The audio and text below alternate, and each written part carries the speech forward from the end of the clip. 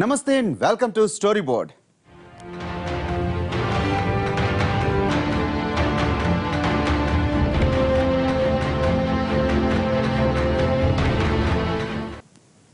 ఇసుక ఈ పేరు చెప్పగానే అందరికీ టక్కును గుర్తొచ్చేది ఇసుక మాఫియా. ఇంకా ఆలోచిస్తే అక్రమాలు, శాండ్ మాఫియా అరాచకాలు, అన్యాయాలు ఇవే గుర్తొస్తాయి. రెవెన్యూ అధికారులు ఎన్నిసార్లు దాడులు చేసినా ఈ మాఫియా ఆగడాలు మాత్రం ఆగటం లేదు. కానీ ఇకపై ఇసుక పేరు చెబితే ఇవేమీ గుర్తుకు రావు. ఎందుకంటే ఇకపై ఇసుకను ఏపీ సర్కార్ ఫ్రీగా ఇస్తామంటోంది. మరి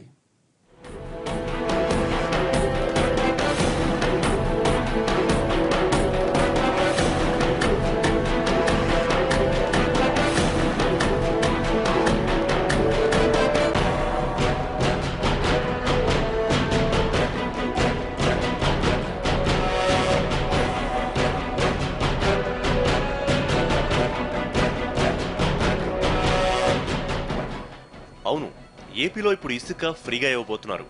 నమ్మశక్యం కాకపోయినా ఇది నిజం. ఇప్పటికే ఏపీ సర్కార్ ఈ విషయం మీద నిర్ణయం తీసుకుంది. ఇకపై ఏపీలో నిర్మాణాలకు అవసరమయ్యే ఇసుకను ఉచితంగా సరఫరా చేయాలని ఏపీ సర్కార్ నిర్ణయం తీసుకుంది. ఈ మేరకు శుక్రవారం జరిగిన కలెక్టర్ల వీడియో కాన్ఫరెన్స్ లో చంద్రబాబు ఈ విషయాన్ని నిర్ణయించి ఈ మేరకు తీర్మానించారు.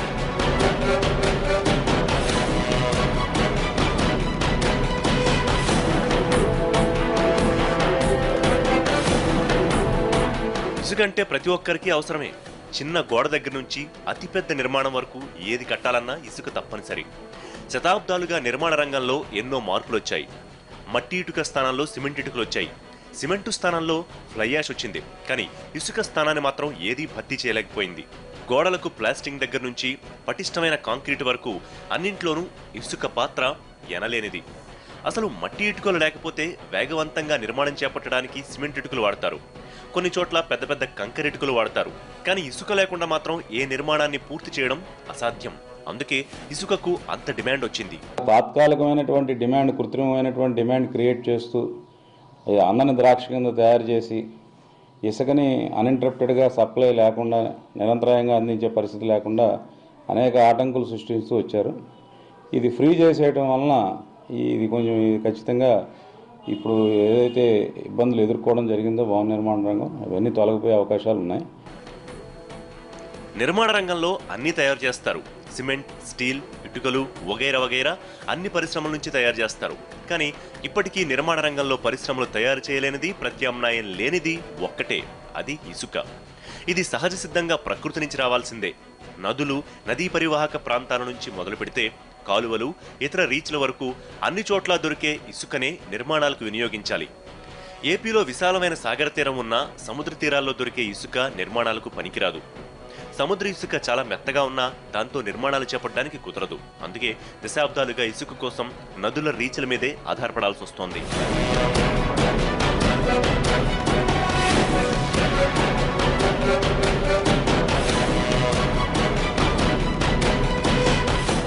ఇంత భారీ ఎత్తున డిమాండ్ ఉంది కాబట్టే దశాబ్దాలుగా ఇసుక రేటు అమాంతం పెరుగుతూ వస్తోంది. ఒకప్పుడు లారీ ఇసుక 500కే వచ్చేది. కానీ ఇప్పుడు అదే లారీ ఇసుక 5,000 దాటి 10,000 వరకు ఉంటోంది. గడిచిన 20 ఏళ్లలో రాష్ట్రంలో రియల్ ఎస్టేట్ రంగం ఊపందుకోవడం, ఇన్ఫ్రాతో పాటు ఎక్కువ నిర్మాణాలు జరగడంతో ఇసుక డిమాండ్ ఆకాశాన్ని తాకింది.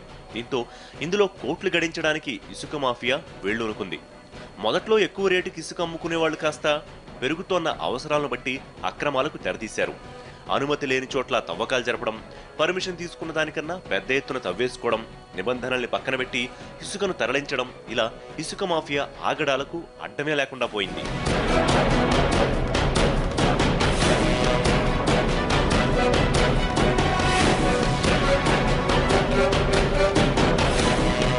ఇసుక అక్రమ రవాణాను అడ్డుకోవాల్సిన రెవెన్యూ అధికారులను మామూళ్ల మత్తులోకి దించి శాండ్ మాఫియా తన సామ్రాజ్యాన్ని విస్తరించింది. నెమ్మదిగా ఇసుక డీలర్ల నుంచి మొదలైన ఈ మాఫియా క్రమంగా అధికారులు, పోలీసులను దాటి రాజకీయ నేతల జోక్యం వరకు వెళ్ళింది. ఇసుక డిమాండ్ నానాటికి పెరిగిపోతుండటంతో ఇసుక మాఫియా తీవ్రస్థాయిలో రెచ్చిపోయింది. ఒకానొక దశలో తమ కార్యకలాపాలకు అడ్డొచ్చిన అధికారులను అంతం చేయడానికి కూడా వెనుకాడలేదు. చాలా జిల్లాల్లో అధికారుల మీద దాడులకు తెగబడింది. ఇంతలా ఇసుక మాఫియా రెచ్చిపోతున్నా అడ్డుకునేందుకు ఎన్ని చర్యలు తీసుకున్నా అవన్నీ కొన్నాళ్లే పనిచేసేవి. ఆపై ఎప్పటికప్పుడు మాఫియా కొత్త దారుల్లో అడుగులేసి తమ దందా కొనసాగిస్తూ వచ్చింది. కాబట్టి ఇసుక చాలా కష్టంగా దొరకడమే కష్టమైనటువంటి పరిస్థితులు గతంలో ఉన్నాయి. దానికి విరుద్ధంగా ఈరోజు ముఖ్యమంత్రి గారు ప్రకటించినటువంటి విధానం ఫ్రీగా ఇసుక సప్లై చేస్తాం, అది కూడా ఒక సంక్షేమ కార్యక్రమం అని ప్రకటించడం చాలా మంచిది. ఎందుకంటే ముఖ్యంగా భవన నిర్మాణ కార్మికులు చాలా సంవత్సరాలుగా పని లేకుండా ఉండేటటువంటి పరిస్థితి నుంచి ఈరోజు మంచి స్థితిలోకి వచ్చేటటువంటి పరిస్థితి వస్తుంది. ఇలా ఇసుక దందా అధికారుల మీద దాడుల వరకు రావడంతో ప్రభుత్వం ఈ అంశాన్ని చాలా తీవ్రంగా పరిగణించింది.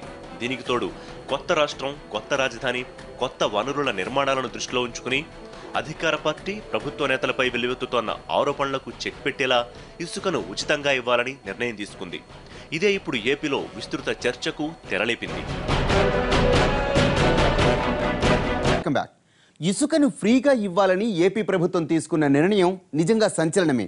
ప్రభుత్వానికి 100 కోట్ల ఆదాయం తెస్తున్న ఇసుకను ఉచితంగా ఇవ్వాలంటే దాని వెనుక చాలా పెద్ద వ్యూహం కావాలి. ఏడాదికి 600 కోట్ల రూపాయల ఆదాయాన్ని ప్రభుత్వం వదులుకోవాలి. మరి ఇంత పెద్ద సంచలన నిర్ణయం తీసుకోవడానికి వెనుక ఉన్న కారణం ఏమిటి? ప్రభుత్వాన్ని ఉచిత ఇసుక దిశగా ప్రోత్సహించిందెవరు?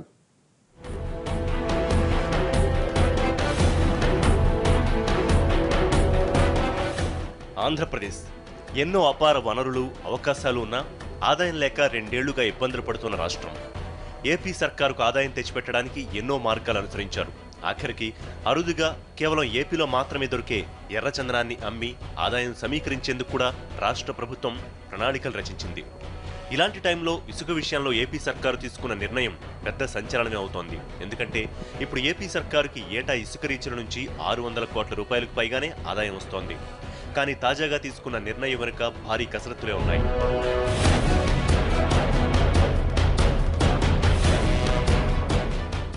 ఏపీలో ప్రభుత్వం కొలువు తీరగానే చంద్రబాబు నాయుడు వ్యవస్థల్ని చక్కదిద్దే ప్రయత్నంలో భాగంగా ఇసుక మాఫియాపై దృష్టి సారించారు. అన్ని శాఖల్లోనూ వైట్ పేపర్లు ప్రకటించి మార్పు తెచ్చినట్లు ఇసుక విధానంలో కూడా కొత్త పద్ధతులకు శ్రీకారం చుట్టారు. ఇందుకోసం ఇసుక తవ్వకాల్లో ప్రజల్ని భాగస్వాములు చేయాలని నిర్ణయించారు. అధికారుల సూచనల మేరకు డ్వాక్రా సంఘాలను ఇసుక తవ్వకాల్లో భాగస్వాముల్ని చేశారు. మొదట్లో ఈ ఆలోచనలకు అద్భుతమైన రెస్పాన్స్ వచ్చింది. ఇసుక రీచ్లలో తవ్వకాలపై డ్వాక్రా సంఘాలకు 20% చెల్లించేలా నిబంధనలు పెట్టింది. కానీ ఈ విధానంపై నెలలు తిరగకుండానే విమర్శలొచ్చాయి. అసలు సమస్య పక్కదారి పట్టడంతో పాటు కొత్త సమస్యలు తలెత్తాయి. స్థానిక నేతలు డ్వాక్రా సంఘాలపై పెత్తనాలు మొదలెట్టారు. నాయకులు, అధికారుల అండతో 100 కోట్ల దందాకు తెరలేచింది. ఎంత ప్రయత్నించినా అక్రమాలు పెరుగుతూ వచ్చాయే తప్ప తగ్గలేదు. ఈజీగానే పోతుంది. ఇవి దొంగ పనులకు ఎలాంటి అడ్డంకులు ఉంటాయి, అందరికీ లాభాలు వస్తాయి. ఎందుకంటే లంచాలు తీసుకుంటారు, పోనిస్తారు. ప్రతిదీ పోతూనే ఉంది కదా. ఒకటి ఈ ఇసుకనే కాదు, అన్ని రకాలుగా పోతూనే ఉన్నాయి కదా. లారీలు ఏంటి, ఈవెన్ వ్యాగన్లలో కూడా పోతున్నాయి. దీంతో శాండ్ పాలసీని రివ్యూ చేసిన సీఎం ఈ నెల నుంచి టెండర్ల ప్రక్రియతో ఇసుక తవ్వకాలకు అనుమతులిచ్చారు. దీంతో రీచ్ల టెండర్లకు భారీగా స్పందనొచ్చింది. క్యూబిక్ మీటర్కి 500 రూపాయలు మించకూడదని నిబంధనలు పెట్టినా దాన్ని మీరి మరీ టెండర్లు వచ్చాయి. ఇది మరిన్ని అక్రమాలకు తావిస్తుందన్న అనుమానంతో ప్రభుత్వం ఈ విధానాన్ని కూడా పక్కన పెట్టింది. మొత్తంగా చెప్పాలంటే 2 ఏళ్లుగా రాష్ట్రంలో ఇసుక పాలసీ మీద ప్రభుత్వం ఎలాంటి నిర్ణయం తీసుకుంటూ ఉన్నా ఉపయోగం లేకుండా పోతోంది. ఒకనొక టైంలో వారం రివ్యూలు చేసినా సిస్టమ్ సెట్ అవ్వలేదు. ఎన్ని విధాలుగా ఆలోచించినా ఎలాగోలా దోపిడీకి తెరతీస్తుండడంతో ఇసుకను ఉచితంగా ఇద్దామన్న కాన్సెప్ట్ని తీసుకొచ్చారు. సంక్షేమ పథకాల ద్వారా పేదలకు ఏ విధమైన ఫలాలు అందించే పరిస్థితులు ఉన్నాయో అందులో కూడా ఇది చేరిస్తే అందరూ హర్షిస్తారు. రాష్ట్ర ప్రభుత్వం తలుచుకుంటే ఏదైనా సాధ్యమే. కాకపోతే ఈ లోటును 600 కోట్లు భర్తీ చేయడం అంటే సామాన్యమైన అంశం కాదు. కానీ ఇవన్నీ కూడా ఏవైతే ఈ లగ్జరీ గుడ్స్, ఏవైతే లగ్జరీ అంశాల మీద దాని ట్యాక్సేషన్ ఎన్హాన్స్ చేసుకోవడం ద్వారా అనేక మార్గాలు రాష్ట్ర ప్రభుత్వం అనుసరించాల్సిన పరిస్థితి ఉంటుంది. ఏపీ ప్రభుత్వం ఇసుక విషయంలో ఎప్పటికప్పుడు కేబినెట్ భేటీలు నిర్వహిస్తున్నా, సమర్థులైన అధికారుల పర్యవేక్షణ ఏర్పాటు చేస్తున్నా ఉపయోగం కలగలేదు. ఒకనొక దశలో పరిస్థితి ఎక్కడిదాకా వెళ్ళిందంటే ఇసుక మాఫియా ఆగడాలు భరించలేక ఏపీలో ఉన్న బిల్డర్లు ఏకంగా తమ నిర్మాణాలను కూడా నిలిపివేస్తామంటూ ఆందోళనకు దిగారు. ప్రజల్లో కూడా శాండ్ మాఫియాపై విమర్శలు పెరిగాయి. పరిస్థితి చేయి దాటితే వాళ్లు కూడా రోడ్డెక్కి ఆందోళనలు చేసే పరిస్థితులు తలెత్తాయి. మైనింగ్ డిపార్ట్మెంట్ కంట్రోల్లో లేకుండా విచ్చలవిడిగా తీసుకోవటం అనేది సాధ్యమా కాదా అనేది ఆలోచిస్తే మొత్తం అందరూ అక్కడికి వెళ్ళిపోతే కనుక ఏ విధంగా కంట్రోల్ చేయాలి అంటే వెహికల్స్ని కంట్రోల్ చేస్తారా, అక్కడ ఇసుక దిబ్బల దగ్గర వచ్చే జనాల్ని కంట్రోల్ చేస్తారా? అంటే ఒక అరాచకాన్ని ప్రోత్సహించినట్టుగా అవుతుంది. ఒక కంట్రోల్ అనేది ఏ విధంగా ఉంటుంది, ఆ వచ్చే వాళ్ళు ఎవరైనా పట్టుకెళ్ళొచ్చా? మొత్తంగా ఎన్ని ఇసుక విధానాలు అమలు చేసినా ప్రతిసారి అక్రమాలు జరుగుతూనే వచ్చాయి.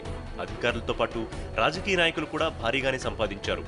ఒక్కొక్కరు ఎటు లేదన్నా 10 నుంచి 50 లక్షలు వెనకేసుకున్నారు. ఉత్తరాంధ్ర నుంచి మొదలు పెడితే ఉభయ గోదావరి, కృష్ణా, గుంటూరు, అనంతపురం వరకు అంతా బాగానే ఆర్జించారు.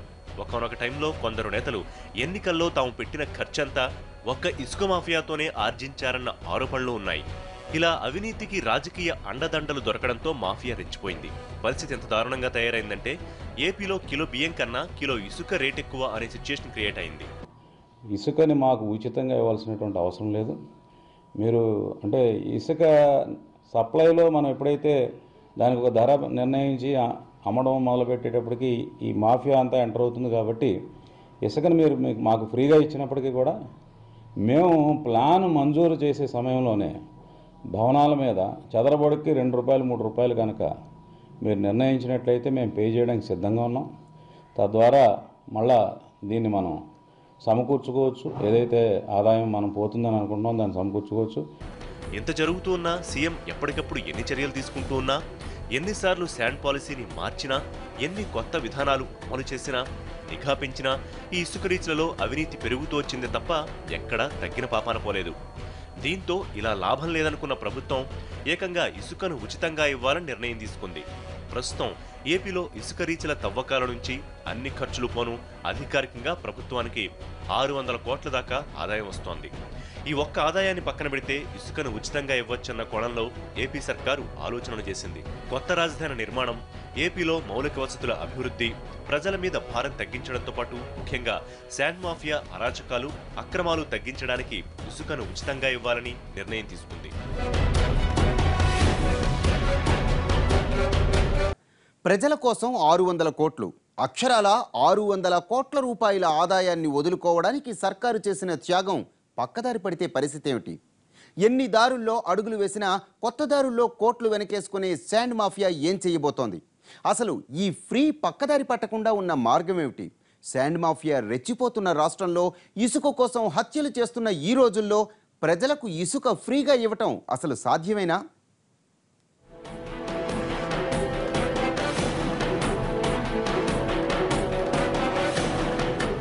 ఇసుక ఫ్రీగా ఇవ్వాలని నిర్ణయం తీసుకుంది సరే, కానీ దాన్ని ఎలా అమలు చేస్తారన్నదే ఇప్పుడు పెద్ద ప్రశ్న. ఇల్లు కట్టుకోవాలనుకునే సామాన్యుడు నేరుగా రీచ్కి వెళ్లి ఇసుక తెచ్చుకోలేడు, మార్కెట్లో కొనుక్కోవాల్సిందే. మరి ఆ ఇసుక మార్కెట్ వరకు ఎవరు తరలిస్తారు, ఎవరు సేకరిస్తారన్నది ఇంకా తెలియదు. రవాణాకు ఎంత ఛార్జ్ చేస్తారు, తీసుకునే వారికి అనుమతులు ఎలా ఇస్తారు, ఎవరు ఎందుకు తవ్వుతున్నారో ఎలా తెలుసుకుంటారు, పెద్ద పెద్ద భవనాలు కట్టే ప్రైవేటు బిల్డర్లకు ఫ్రీగానే ఇస్తారా, ఇసుక తవ్వకాల మీద ఎలాంటి నిఘా ఉంటుంది? ఇలా ఎన్నో ప్రశ్నలు వినిపిస్తున్నాయి.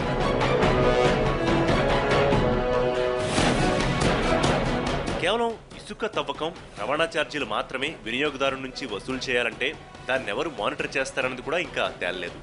ఈ పద్ధతిలో ఏమాత్రం తేడా వచ్చినా ప్రభుత్వం మరోసారి విమర్శలు ఎదుర్కోవాల్సి ఉంటుంది. అయితే మొత్తంగా ఇసుక మాఫియా ఆగడాలకు అడ్డుకట్ట వేయడానికి మాత్రం ఈ ఉచిత ఆలోచన మంచిదే అంటున్నారు. ప్రభుత్వం ఆర్థికంగా ఇబ్బందుల్లో ఉన్నా ఇలా ధైర్యం చేసి తన ఆదాయాన్ని వదులుకుని మరీ ఇసుకను ఉచితంగా ఇవ్వడం నిజంగా హర్షణీయమని, 100 కోట్లలో నష్టం వస్తున్నా ప్రతి అంశాన్ని ఆదాయ కోణంలో చూడలేమంటోంది సర్కారు. ఇది కూడా ఒక రకమైన సంక్షేమ పథకమే అంటోంది ప్రభుత్వం. ఇసుక ధరలు పెరిగినాయి అనేటువంటి దాని మీద సామాన్యుడి దగ్గర నుంచి అన్ని స్థాయిల్లో ఉన్నటువంటి వాళ్ళు కూడా ఇసుక అందుబాటులో లేదు అనేటువంటి దాంట్లో ప్రజలు ఇబ్బందులు కానీ, అసౌకర్యం కానీ, ధరలు అందుబాటులో లేవనేటువంటి దాన్ని దృష్టిలో పెట్టుకొని ఎటువంటి నిబంధనలు లేకుండా శాండ్ ఫ్రీగా ఇచ్చేద్దాం ఈ రాష్ట్ర ప్రజలకు అనేటువంటి దాంట్లో సూత్రప్రాయంగా ముఖ్యమంత్రి గారు ఆలోచనలను కలెక్టర్లందరితోటి వీడియో కాన్ఫరెన్స్లో ఉన్న అందరితోటి కూడా షేర్ చేసుకోవడం జరిగింది. అంటే ఇక టెండర్లు ఉండవు. ఇసుకనే ఫ్రీగా చేస్తే కన్స్ట్రక్షన్ యాక్టివిటీస్ పెరుగుతుంది, హౌసింగ్ డెవలప్మెంట్ జరుగుతుంది, దానివల్ల అందరి యొక్క ఆర్థిక అభివృద్ధి పెరుగుతుంది ఆలోచించి ఈరోజు ముఖ్యమంత్రి గారు ఇసుకని ఫ్రీగా చేస్తే ఎలా ఉంటుందనేది కలెక్టర్లందరితో డిస్కస్ చేయడం జరిగింది. దాదాపు ఇసుకని ఫ్రీ చేసేదానికి ముఖ్యమంత్రి గారు నిర్ణయం తీసుకున్నారు. అయితే ఏ విధంగా అంటే ఇసుకని ఫ్రీ చేసిన తర్వాత తోలుకోబోయేవాళ్ళు ఎవరైతే తీసుకుపోతుంటారో ఆ తీసుకుపోయేటప్పుడు ఎన్విరాన్మెంట్ ప్రాబ్లమ్స్ అవి రాకుండా చేసేదానికి అధికారులు డిస్కస్ చేయమన్నారు. 2-3 రోజుల్లో దాని మీద కూడా ఒక డెసిషన్ తీసుకొని చేయడం జరుగుతుంది. ప్రస్తుతానికి ఏపీలో ఇసుక రీచ్ల విషయంలో కానీ ఇసుక లభ్యత విషయంలో కానీ ఎక్కడా కొరత లేదు. కృష్ణా, గోదావరి, పెన్నా, వంశధార నదులతో పాటు 30 చిన్న పెద్ద నదులు, వందలాది వాగులు ఏపీలో ఉన్నాయి. దాదాపుగా 13 జిల్లాల్లోనూ ఒక్కో జిల్లాలో తక్కువలో తక్కువ 5 లక్షల క్యూబిక్ మీటర్ల నుంచి 45 లక్షల క్యూబిక్ మీటర్ల వరకు ఇసుక లభ్యత ఉంది. రాష్ట్ర వ్యాప్తంగా ఉన్న 405 రీచ్లలో 3 కోట్ల క్యూబిక్ మీటర్ల ఇసుక లభ్యత ఉన్నట్లు అంచనా.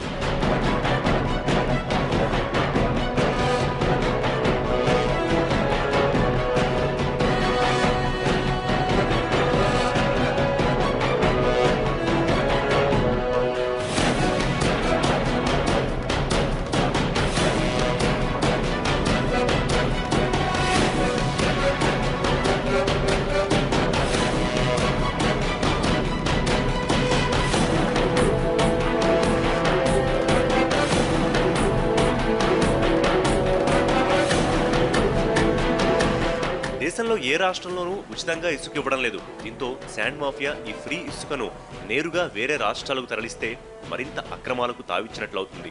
ఈ అక్రమ రవాణాకు అడ్డుకట్ట వేసే వ్యవస్థ ఏంటన్నది ఇంకా నిర్ణయించలేదు. ఈ విషయంలో కానీ ఫెయిల్ అయితే మొత్తం ఈ విధానమే అస్తవ్యస్తం అవుతుంది. ఇందుకోసం చెక్ పోస్టుల దగ్గర పటిష్ట నిఘాతో పాటు ఇసుక తవ్వకాల మీద పూర్తి స్థాయి పర్యవేక్షణ ఏర్పాటు చేసే దిశగా ప్రభుత్వం కసరత్తులు చేస్తోంది. ఇసుకని అత్యధిక డిమాండ్ ఉన్నటువంటి బెంగళూరు, చెన్నై, హైదరాబాద్లకు తరలించినట్లయితే ఈ మాఫియాకి పెద్ద ఎత్తున ఇప్పటికంటే ఎక్కువ లాభాలు మిగిలే అవకాశం ఉంది. కాబట్టి వాళ్ళ ప్రయత్నం తప్పకుండా చేస్తారు. అందువలన చెక్ పోస్టులని ఖచ్చితంగా చాలా కట్టుదిట్టమైనటువంటి ఏర్పాట్లు చేసి వాటిని ఆ నిఘాని బాగా పెంచి ఆచరణలో మరి దాన్ని సక్సెస్ఫుల్గా చేయగలిగితేనే ఇది మంచి రిజల్ట్స్ వస్తాయి. ప్రస్తుతానికి ఈ ఉచిత ఇసుకతో ప్రభుత్వ నిర్మాణాలు వేగవంతం అవుతాయి. నిర్మాణ రంగంలో యాక్టివిటీ పెరిగి కూలీలకు ఉపాధి దొరుకుతుంది.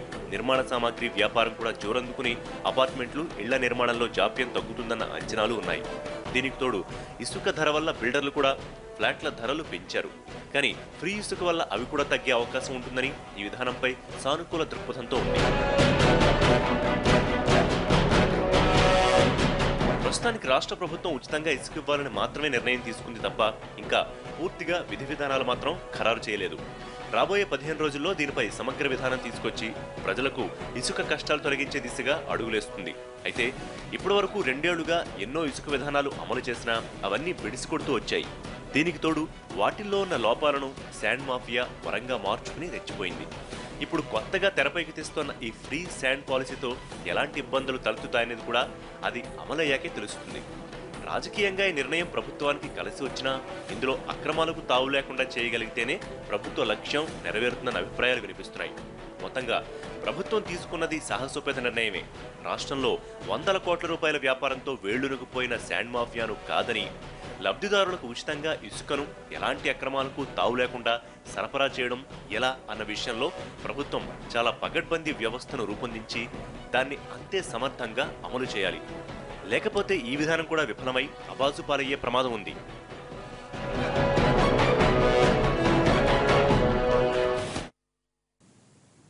ఇది వాటి స్టోరీ బోర్డ్. మరో అంశంతో మళ్ళీ కలుద్దాం. నమస్తే.